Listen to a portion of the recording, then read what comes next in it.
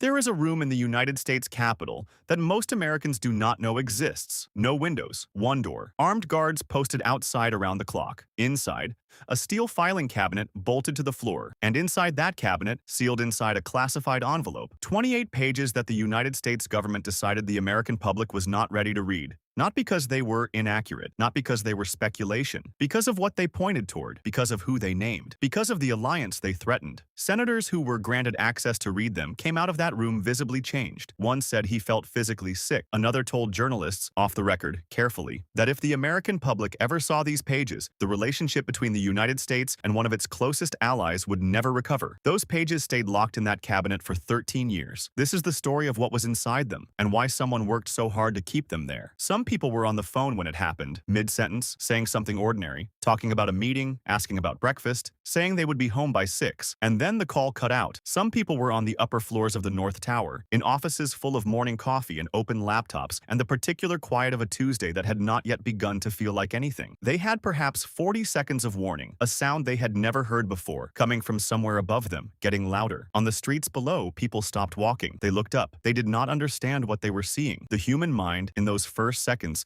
searches for an explanation that makes sense. An accident, a small plane, something that fits inside a world that still has rules. At 8:46 in the morning, American Airlines Flight 11 hit the North Tower. At 9:03, United Airlines Flight 175 hit the South Tower. And this time, the cameras were already rolling. At 9:37, American Airlines Flight 77 hit the Pentagon. At 10:03, United Flight 93 went down in a Pennsylvania field after passengers stormed the cockpit. 2,977 people died that morning. The ash that settled over lower Manhattan carried traces of all of them. And in the hours that followed, in FBI field offices filling up with agents being pulled off every other case, in CIA headquarters where phones were ringing on every floor, in a White House that had been evacuated and then resecured, one question was being asked simultaneously by thousands of investigators who had not yet slept. 19 men had done this. But 19 men do not move across a foreign country for months, open bank accounts, find apartments, take flight lessons, wire money internationally, and coordinate 4 simultaneous hijackings without help. Someone on the ground had been waiting for them. Someone had made calls. Someone had paid bills. Someone, somewhere in the United States, had known they were coming. Who? 20 months before the attacks, 2 men arrived at Los Angeles International Airport on separate flights. Their names were Nawaf al-Hazmi and Khalid al-Mihdar, both Saudi nationals. Both, though no one in the terminal knew it, Al-Qaeda operatives who had been selected and trained for a mission that did not yet have a date. They had a problem. They spoke almost no English. They had no contacts in the United States. They had no idea how to open a bank account, how to find an apartment, how to navigate a country where nothing worked the way it did at home. Al-Qaeda had sent 2 of its operatives into the most surveilled country on Earth and given them almost no infrastructure to operate in. Within days, that problem was solved. On a February morning in 2000, a Saudi national named Omar al-Bayoumi drove to the Saudi consulate in Los Angeles. He went inside. He met with a senior consulate official named Fahad al-Thumairi, officially a Saudi diplomat, later assessed by the FBI to be an al-Qaeda sympathizer who had been facilitating extremist activity in Southern California for years. Al-Bayoumi spent time inside that consulate. Then he left and drove to a halal restaurant nearby. And there, by what he would later insist was the purest coincidence, he encountered 2 men speaking Arabic at a table. He introduced himself, sat down, offered to help 2 fellow Saudis who seemed lost in an unfamiliar country. The 2 men were Hazmi and Mihdar. FBI investigators who spent years reconstructing that day did not believe in the coincidence. Phone records showed al-Bayoumi's consulate visit had happened that same morning. An FBI report declassified in 2021 stated that al-Thumairi had specifically tasked al-Bayoumi with finding and assisting 2 newly arrived Saudi operatives and had told him they were, in his words, 2 very significant people. More than a year before the attacks, al-Bayoumi drove from that meeting to the restaurant, where the 2 significant people were already waiting at a table. Chance encounter. He would say that for years. February to September 2001. San Diego, California. What Omar al-Bayoumi did next was not the behavior of a friendly stranger. He found Hazmi and Midar, an apartment in San Diego. He paid their security deposit out of his own pocket. He co-signed their lease, putting his own name on a legal document binding him to two men he had supposedly just met.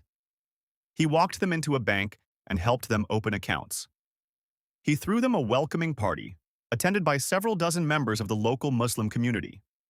He connected them to a Saudi-funded mosque. He built them an entire life in America, from scratch in a matter of weeks. FBI agents who later pulled his financial records found something that explained how al-Bayoumi funded all of this.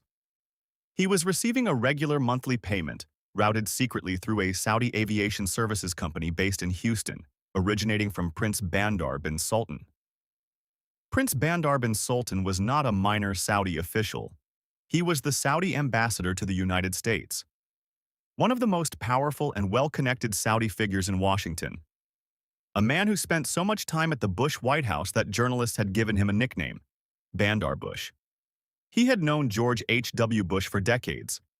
He was present at some of the most sensitive American foreign policy discussions of the era. And he was secretly paying a monthly stipend to the man who had just set up apartments, bank accounts, and a social network for two al-Qaeda operatives. FBI agents tracking al-Bayoumi's phone records noticed something else. Each time he provided significant assistance to Hazmi and Mihdar, each time he helped them with something important, he would make a phone call shortly afterward. To the same number. A number connected to a key logistics facilitator for Osama bin Laden. The thread kept pulling, and with every pull, it got darker. The investigation that Congress launched in the months after September 11th was the most comprehensive domestic inquiry into the attacks. 838 pages of findings. A year of classified briefings, interviews with intelligence officials, reviews of FBI and CIA files that had never been shown to elected officials before. The investigators found al-Bayoumi. They found his connections to the consulate. They found the money. They found the phone calls. They found a web of Saudi nationals in Southern California who had, in various ways, touched the lives of the hijackers in the months before the attacks. They documented all of it, carefully, in the final chapter of their report. Then the White House reviewed the report before publication. The George W. Bush administration read that final chapter, 28 pages, and classified every word of it. The public version of the 838-page report was released with those pages entirely removed. Blank space where the findings had been.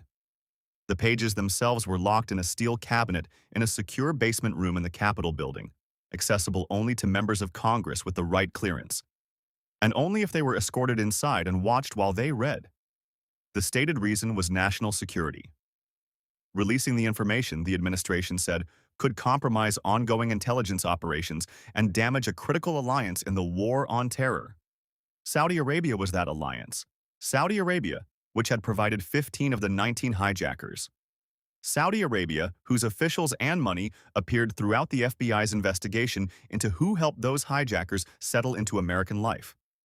Saudi Arabia, whose oil the American economy depended on, whose cooperation American intelligence services relied on, and whose displeasure no administration in Washington wanted to face. Senator Bob Graham had co-chaired the inquiry. He had read every page. He came out of that secure basement room and spent the next 13 years as the most persistent, most frustrated voice demanding that the American public be allowed to read what he had read.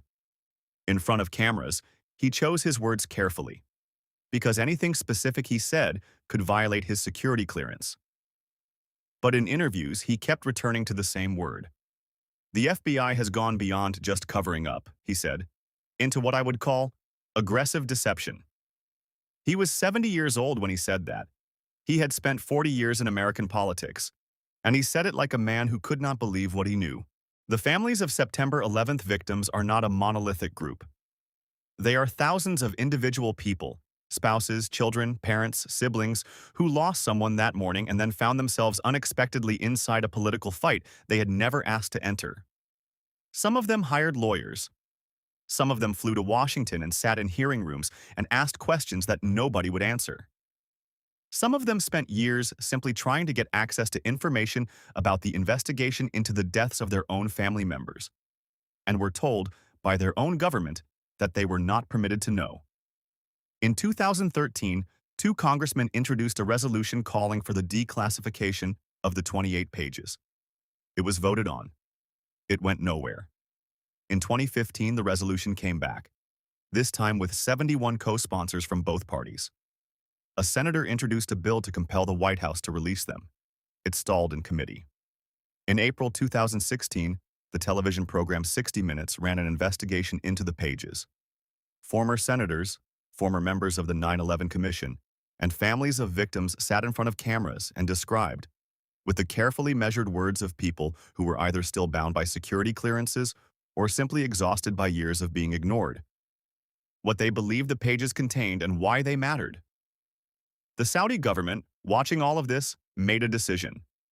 They publicly stated that they supported declassification, that they welcomed the release, that the pages would, they were confident, clear their name once and for all. Congressman Stephen Lynch, one of the few members of the House who had been inside that secure room, heard that statement. He paused before responding. "I think there may be some duplicity," he said slowly, "on the part of the Saudis, in terms of them desiring this to be disclosed." He did not elaborate. He did not need to. 13 years after they were locked away, the Obama administration released the 28 pages. Not entirely. Significant portions were still blacked out, redacted in the declassified version with thick bars of ink that sat exactly where the most specific names and operational details would logically appear. But enough came through. Enough to show the shape of what had been hidden for over a decade. The pages documented in the language of intelligence investigation, cautious, hedged, careful, a network of Saudi nationals inside the United States who had, in various ways, provided support to the hijackers. They named al-Bayoumi. They noted his connections to the Saudi consulate. They flagged his financial support from Saudi government sources. They raised questions about Fahad al-Thumairi. They documented phone records and financial flows and a pattern of behavior that the investigators had considered significant enough to include in a congressional report. The official response from Washington was measured. Intelligence officials noted that the information was preliminary. Leads and fragments from the early stages of the investigation, not finished conclusions. The 9/11 Commission, they pointed out, had separately investigated Saudi connections and found no evidence that the Saudi government as an institution or senior Saudi officials individually had funded al-Qaeda. But members of the 9/11 Commission itself filed sworn affidavits saying the opposite. That the Commission had found substantial, tangible evidence of Saudi government involvement. That the investigation had uncovered things that deserved further development. That any suggestion the Commission had exonerated Saudi Arabia was, their word, simply not accurate. The Commission that was supposed to have settled the question was now, under oath, unsettling it. The 28 pages were not the end. They were the door opening onto a longer hallway. In September 2021, President Biden signed an executive order directing the FBI to declassify thousands of additional documents from their 9/11 Saudi investigation. Over the following months, those documents began emerging in batches, each one filling in another corner of a picture that was becoming harder and harder to look at directly. A 2021 FBI report stated formally, in the language that intelligence agencies use when they are being careful, that Omar al-Bayoumi was an intelligence co-optee of the Saudi Intelligence Service, a part-time asset, reporting to Ambassador Bandar. A 2022 FBI report went further. There was, the document stated, a 50-50 chance that al-Bayoumi had advanced knowledge that the September 11th attacks were going to occur. A military judge overseeing the trial of 9/11 defendants at Guantanamo Bay ordered the FBI to hand over 3,000 additional pages of documents about al-Bayoumi. Documents the United States government had been fighting for more than 20 years to keep sealed. And then 4 former FBI agents, men who had worked Operation Encore, the Bureau's long-running investigation into the Saudi support network, gave statements to a defense investigator that reframed everything that had come before. They believed, they said, that al-Bayoumi had been at the center of a joint operation between the CIA and Saudi intelligence. That the network around the hijackers was not a conspiracy designed to enable the attacks, but an intelligence operation run by two governments that had gone catastrophically, fatally wrong. That someone on the American side may have known about the network around Hazmi and Mihdar and made a decision not to disrupt it. The CIA denied withholding information, but stopped short of stating that files on al-Bayoumi did not exist. That is a specific kind of non-denial, and investigators noticed the precision of it. The families of September 11th victims are still in court. The lawsuit against the Kingdom of Saudi Arabia is still moving through the American legal system, slowly, expensively, with new documents emerging in discovery that the government continues to fight to keep sealed. Bob Graham died in 2022.